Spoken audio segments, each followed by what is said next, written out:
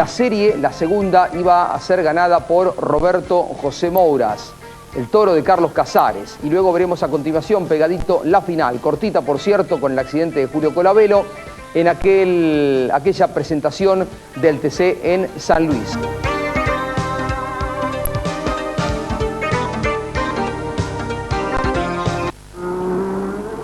Estamos viendo las imágenes, sí, Alberto, ibas a decir. Efectivamente, fue espectacular. Yo no sé si se alcanzó a ver bien cómo rozó contra el Walray Oscar Angeletti en el comienzo de la segunda serie del turismo de carretera, que en el día sábado tuvo apenas una vuelta y una pequeña fracción.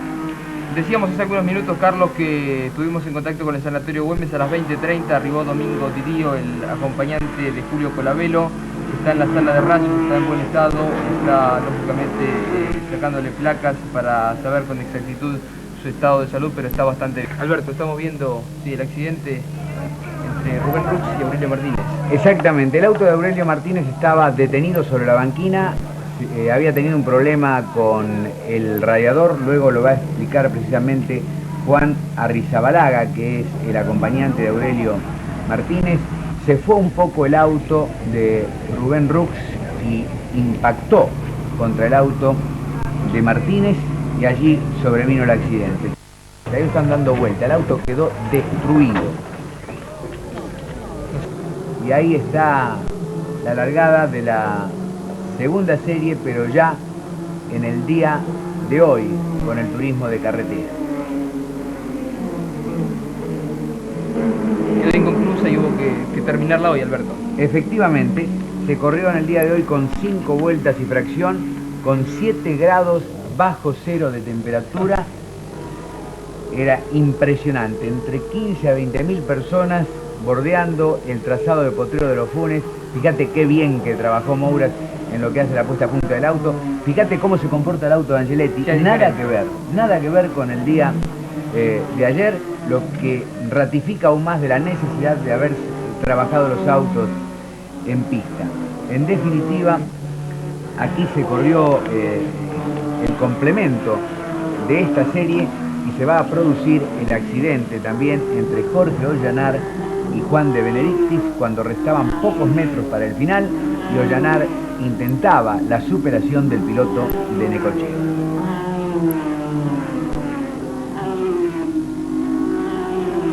Allí está Carlos Garro, que estuvo presente con el auto de Rommel Piglianco y un motor de Jorge Pedersoli en esta competencia del turismo de carretera. Ahí está José María Romero, que decidió no largar en la final porque consideraba de que el auto no tenía adherencia en el piso porque no encontró el comportamiento lógico de la suspensión. Jorge Martínez Boero fue otro de los que por determinación propia estuvo ausente en la final. Claro, en el caso de Jorge Martínez Boero, porque él consideraba que este es un circuito semipermanente, que además también lo consideraban así gente de la CTC, porque ante la consulta del por qué no se hacía la clasificación, nos dijeron por qué era un semipermanente, lo que no entendimos por qué se largó como en un autódromo. Bueno, pero en definitiva, ahí está Ángel Banfi, que anduvo fuerte también. Sasso.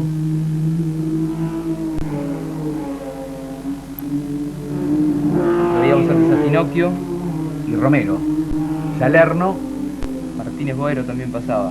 Exactamente.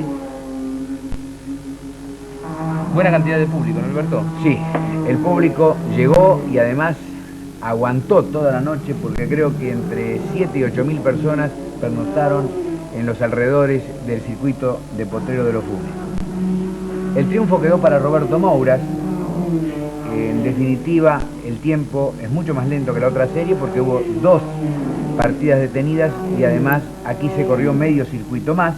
Le había ganado a Angeletti en la suma de tiempo por 2 segundos 36, a Oscar Aventín por 16.04, a Juan Carlos Frías por 16.82 y a Caparrós por 20.32. Quedaba sexto Brescia, séptimo Luis Hernández, octavo Julio Colabello, noveno Carlos Loaces, que reaparecía, y la 10ª posición correspondió a Ángel Banfi. Para Ollanar fue el récord de vuelta en 2 minutos 38 segundos 62 centésimos.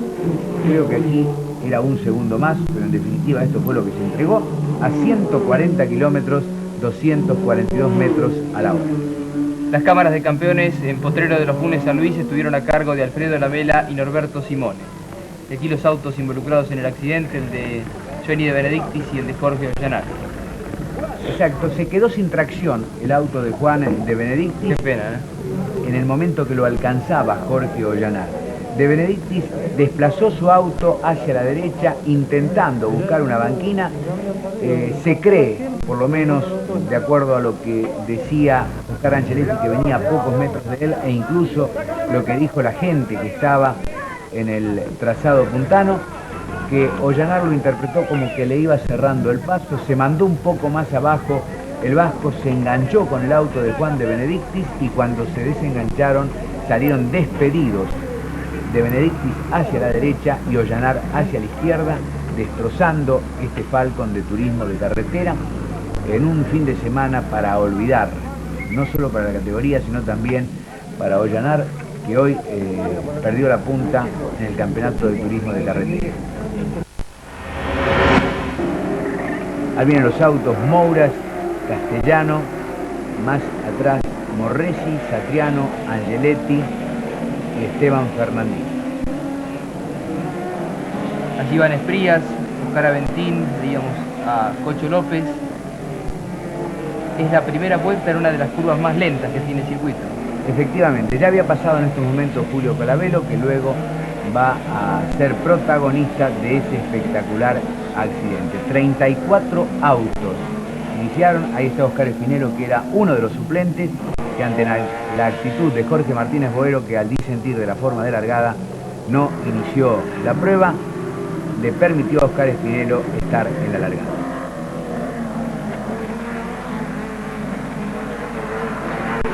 El ritmo era fuerte, ahí está cruzando el auto Juan Carlos Nesprías, tratando de seguir la marcha de Oscar Aventín. El abandono de Tony Aventín. Había andado bien en la serie, lamentablemente lo siguió persiguiendo la mala suerte. Julio Salgado en imagen, precedido por Luis Hernández.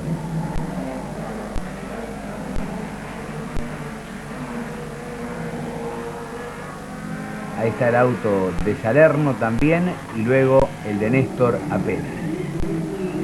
Venían firmes los autos de adelante, tanto el de Mouras como el de Castellano. Aquí se agitaban las banderas y se estaba esperando permanentemente la detención de la prueba. A gritos salían de varias partes del circuito. Ahí está Gustavo Brescia precediendo a Ángel Banfi, porque se notaba, o sea, ya se sabía de que la ambulancia no podía cruzar para asistir a Julio Colabello. El que se pasa un poco de largo es Luis Hernández. Andrés Galazo era testigo ocular del accidente y lo relataba claramente en la emisión de Radio El Mundo de Campeones hoy a la mañana.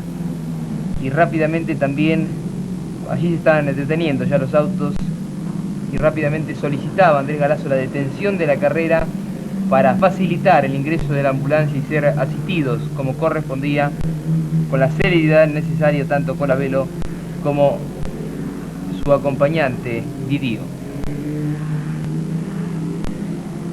El otro golpe, aunque bastante más leve, fue el de Carlos Loaces ante un roce con Luis Hernández.